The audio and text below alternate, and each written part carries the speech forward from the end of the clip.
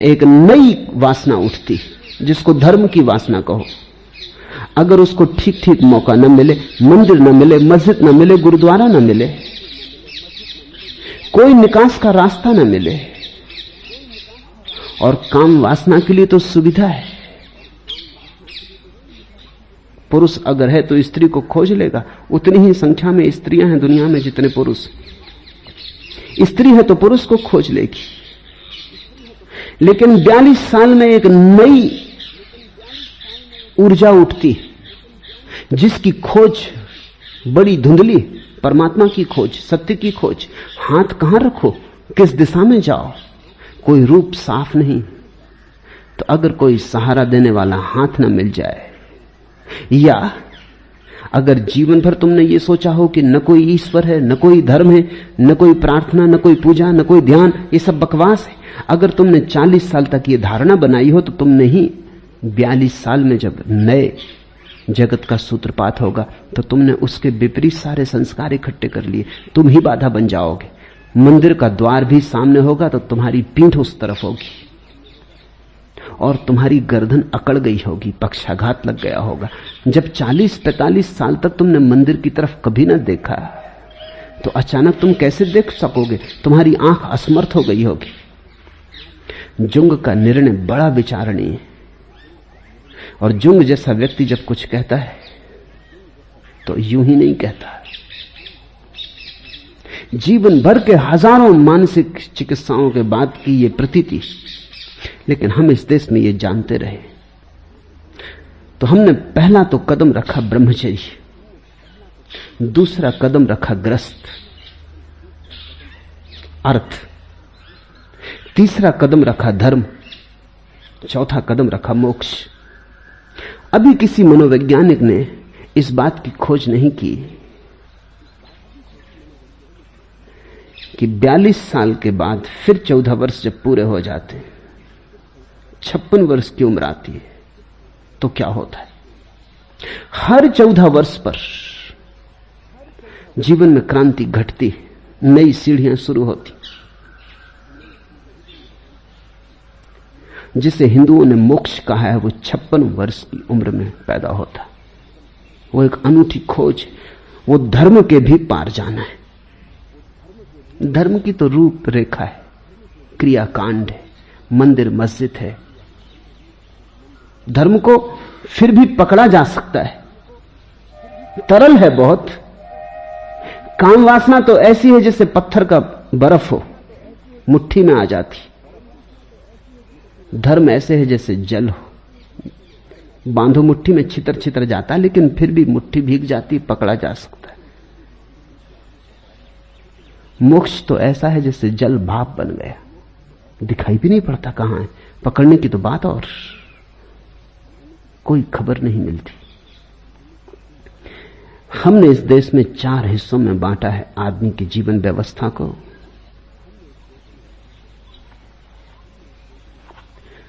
काम, अर्थ, धर्म, मोक्ष। बुद्ध के इन सूत्रों को तुम समझोगे तो ख्याल में आएगा और तुम बड़े चकित होगे। शायद तुमने कभी सोचा भी ना होगा कि बुद्ध और ऐसी बात कहेंगे। यह अल्पश्रुत पुरुष बैल की भांति बढ़ता है, उसके मांस तो बढ़ते हैं पर उसकी प्रज्ञा नहीं बढ़ती। अगर जीवन नैसर्गिक हो तो 14 साल की मानसिक उम्र उपलब्ध होगी, वो भी ठीक है, कम से कम नीचे तो ना गिरे। अगर 14 साल की मानसिक उम्र होगी तो 28 साल में काम वासना का वर्तुल नीचे उतरने लगेगा। 42 साल की उम्र में धर्म की आकांक्षा पैदा होगी, ऐसे ही पैदा होगी जैसे काम की आकांक्षा पैदा हुई थी। धर्म उतना ही नैसर्गिक है जैसा काम, समाधि उतनी ही नैसर्गिक है जितना संभोग। यह संभोग का ही आगे का कदम है, यह अनंत के साथ संभोग है। यह व्यक्ति को बीच से हटा दिया, आप समष्टि को सीधा सीधा आलिंगन में लिया, लेकिन आखिरी ऊंचाई तो मोक्ष की है। पहले व्यक्ति को हटाया, समष्टि को लिया, फिर समष्टि को भी हटा दिया। आत्मरति मोक्ष है। अब अपने में ही संभोग को उपलब्ध हुए, दूसरे की इतनी भी जरूरत ना रही।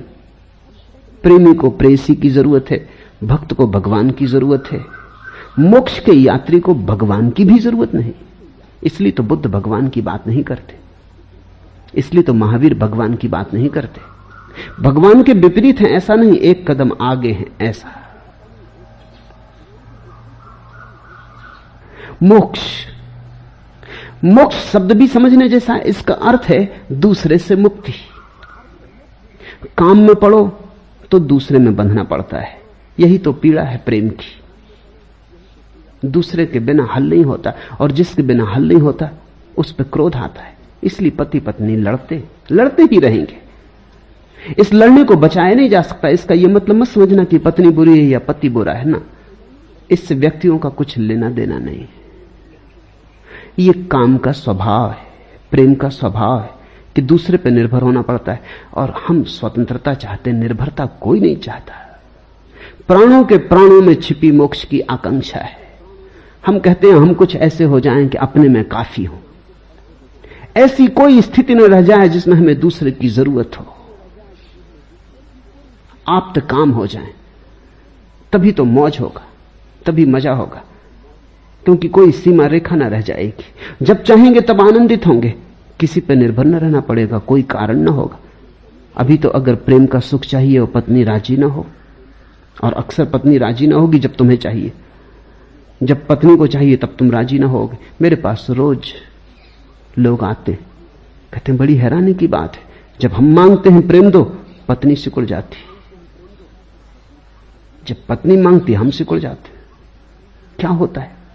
जब भी कोई मांगता है तो ऐसा लगता है शोषण हुआ, जब भी कोई मांगता है तो अकड़ आती, लगता है तो ठीक हम पे निर्भर हो ना। तो नहीं कहने में मजा आता है, रोकने में, ठहराने में सुख मिलता है। यह देख के मजा आता है कि दूसरा गिड़गिड़ा रहा है, वही हमें अपनी ताकत, अहंकार का बल मालूम होता। तो पति पत्नी एक दूसरे से संघर्ष करते ही रहेंगे। फिर अगर ना भी संघर्ष करें, समझदार हो, बहुत समझदार हो, तो भी गहरे में एक बात खलती है कि मैं किसी पर निर्भर हूं, मेरा सुख किसी पर निर्भर है। ये कैसा सुख हुआ? सुख अगर दूसरे पर निर्भर है तो उसमें दुख छिपा ही है। कल पत्नी मर जाएगी, उसे खूब चाहा था, तो जितना सुख चाहा था, जितना सुख जाना था, उतना ही दुख होगा। कल बेटा मर जाएगा तो दुख होगा। आज पत्नी बीमार पड़ जाएगी तो दुख होगा। पत्नी कुरूप हो जाएगी, घर में आग लग जाएगी, वो पत्नी जल जाएगी तो दुख होगा। पत्नी आज नहीं कल बूढ़ी होगी, कुछ दुर्घटना ना हो तो बुढ़ापा तो आएगा ही, शरीर जर्जर होगा, जीर्ण होगा। सुख ज्यादा से ज्यादा माना जा सकता है, हो नहीं सकता, क्योंकि इतनी विपरीत चीजें घटती रहेंगी। सुख तो तभी सुख है जब उससे दुख की सारी संभावना शून्य हो गई हो। पर ऐसे सुख के लिए तो अकारण होना चाहिए और किसी पर निर्भर न होना चाहिए। वो आत्मरति होगी, मोक्ष आत्मरति। प्रेमी से छूटता है आदमी तो परमात्मा को पकड़ता है, क्योंकि दूसरे से छूटना बड़ा मुश्किल है। ठीक भी है, प्रेमी से हटे, प्रेयसी से हटे तो फिर परमात्मा की बात शुरू होती। परमात्मा काफी बड़ा है प्रेमी और प्रेयसी से, न मरेगा न बूढ़ा होगा। जब चाहो तब उसकी प्रार्थना करो, वो इंकार न करेगा कि अभी नहीं। जब चाहो तब उसके मस्ती में मस्त होकर नाचो, वो कभी बाधा ना डालेगा। एक अर्थ में वो है ही नहीं कि बाधा डाले, वो उसकी उपस्थिति अनुपस्थिति जैसी है। इसलिए तुम क्या करते हो? तुम अकेले ही कर रहे हो, मगर अकेले ही करने में तुम्हें मजा ना आएगा। तुम झुक रहे हो चरणों में परमात्मा के, एक रस आता है उसके चरण, लेकिन अब तुम अकेले झुक रहे हो, चरण नहीं है, तो झुकने में फीकापन आ गया। कोई है ही नहीं जिसके सामने झुक रहे हो। तुम मंदिर में बैठे परमात्मा से बात कर रहे हो, बात में रस है, क्योंकि तुम सोचते हो उस तरफ कोई सुन रहा है, न केवल सुन रहा है, अगर भक्त डूब जाए ठीक ठीक तो उत्तर भी आने शुरू हो जाते हैं। वो भी भक्त से ही है, उसके ही गहरे अचेतन से आते हैं, वहां कोई भी नहीं है, मगर उसको लगता है आते हैं, और इतने सत्य होते हैं कि ये तो मान ही नहीं सकता कि मुझसे आते।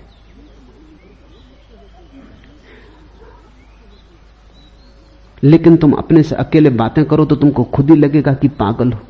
तुमने देखा, अगर मंदिर में कोई भक्त हाथ जोड़े खड़ा है और कह रहा है हे पतित पावन, तुम उसको पागल नहीं कहते।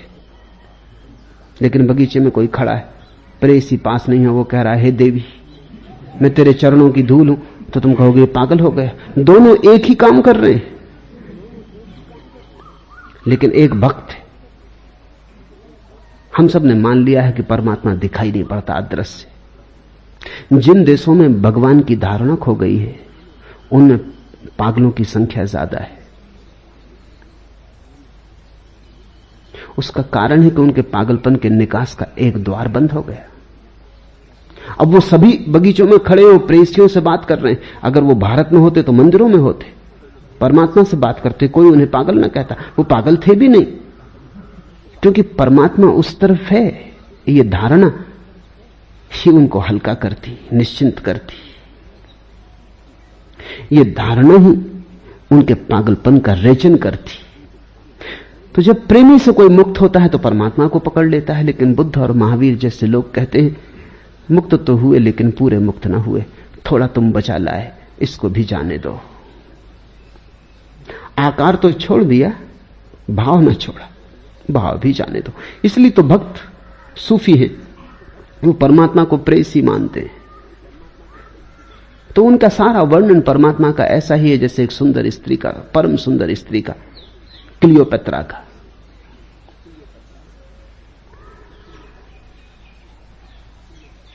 सूरदास जैसे भक्त परमात्मा को छोटा बालक मान के चलते हैं। वो भी प्रेम का एक ढंग है, वात्सल्य। तो कृष्ण के बचपन की कहानियां, गीत, उनका ठुनुक ठुनुक के चलना, उनके पैरों में बंधी पायल की झनकार, जैसे एक मां अपने बच्चे में रस लेती। ऐसी कोई मां है जिसने अपने बच्चे में उतना ही रस न लिया हो? सभी मां लेती। सूरदास कुछ नया नहीं कर रहे हैं। वो जो वात्सल्य का भाव है उसको आरोपित कर रहे हैं कृष्ण पर। फिर कोई कृष्ण भक्त हैं, बंगाल में एक संप्रदाय है, वो अपने को सखी मानता है, कृष्ण को पति मानता है। तो वो स्त्रियों के ही कपड़े पहनते हैं। अब धीरे धीरे उनकी संख्या कम हो गई क्योंकि जमाना अनुकूल नहीं, मांग भरते।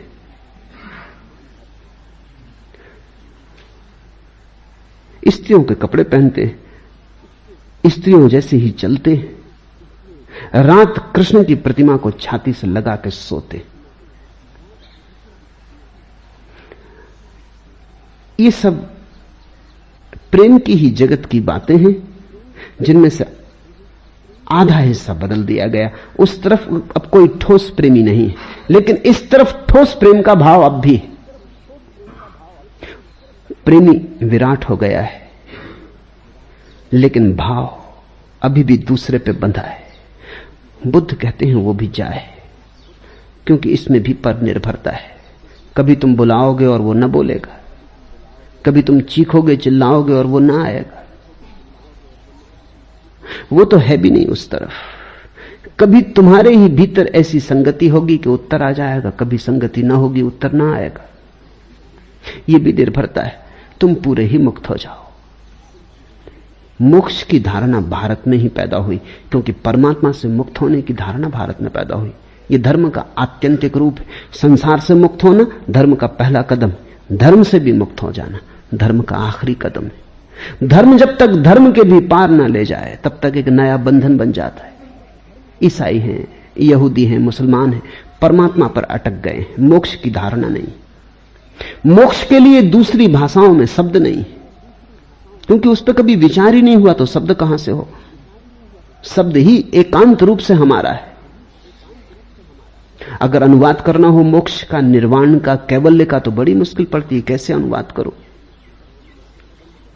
अनुवाद करो तो जो भी शब्द तुम चुनो, अगर मोक्ष के लिए फ्रीडम चुनो तो कुछ राजनीति मालूम पड़ती उस शब्द में। मोक्ष में कोई राजनीति नहीं। कोई भी शब्द चुनो, शब्द है ही नहीं उसके पर्यायवाची, क्योंकि ईसाई, मुसलमान और यहूदी मुल्कों में परमात्मा के ऊपर धर्म ना गया, धर्म के पार धर्म ना गया। सीढ़ी पर तो चढ़े लेकिन सीढ़ी पर अटक गए, सीढ़ी को न छोड़ पाए। और सीढ़ी का प्रयोजन यही है कि चढ़ो और छोड़ दो, नहीं तो छत पे ना पहुंच पाओगे। यह अल्पसुत पुरुष बैल की भांति बढ़ता है, उसके मांस तो बढ़ते हैं पर उसकी प्रज्ञा नहीं बढ़ती। प्रज्ञा की आखिरी कला क्या है? मुक्ति, मोक्ष। प्रज्ञा का आखिरी स्वरूप क्या है? परम निर्विकार, असीम का अनुभव, जहां कोई सीमा न रही, जहां तुम आकाश हुए। उससे कम पे रुक जाना है। उससे कम पे बुद्ध कहेंगे मांस तो बढ़ रहा है, प्रज्ञा नहीं बढ़ रही। बड़ी ऊंची गौरी शंकर के शिखर को हमने लक्ष्य माना है। इससे छोटा लक्ष्य मनुष्य के योग्य भी नहीं। लेकिन इसका यह अर्थ नहीं कि हमने और जीवन के लक्ष्यों को इंकार किया है। यही भारत की अनूठी सामंजस्य और समन्वय की कला है।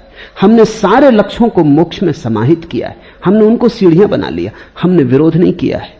अब तुम चकित होगे, क्योंकि आमतौर से ऐसा लगता है बुद्ध जीवन विरोधी है, लेकिन ये सूत्र तुम्हें बताएंगे कि ये बात कहीं ना कहीं गलत हो गई, गलत हाथों की व्याख्या है। बिना रुके अनेक जन्मों तक घर को बनाने वाले को खोजते खोजते मैं संसार में दौड़ता रहा। पुनः पुनः जन्म पाना बड़ा दुख रूप है। बिना रुके अनेक जन्मों तक घर को बनाने वाले को खोजते मैं संसार में दौड़ता रहा। घर को बनाने वाले को खोजते गह कारक गवे संतो। ये जीवन का घर कौन बनाता है? ये जीवन उठता क्यों है? ये जीवन है क्यों? किस सहारे जीवन चलता है? क्या है इसका आधारभूत कारण? ये आग जलती, ईंधन क्या है? क्योंकि ये आग का जलना बड़ा दुख रूप है। जिन्होंने भी जीवन को देखा उन्होंने ये पाया, मौत से बदतर नजर आई मुझे, जिंदगी को जिंदगी समझा था मैं।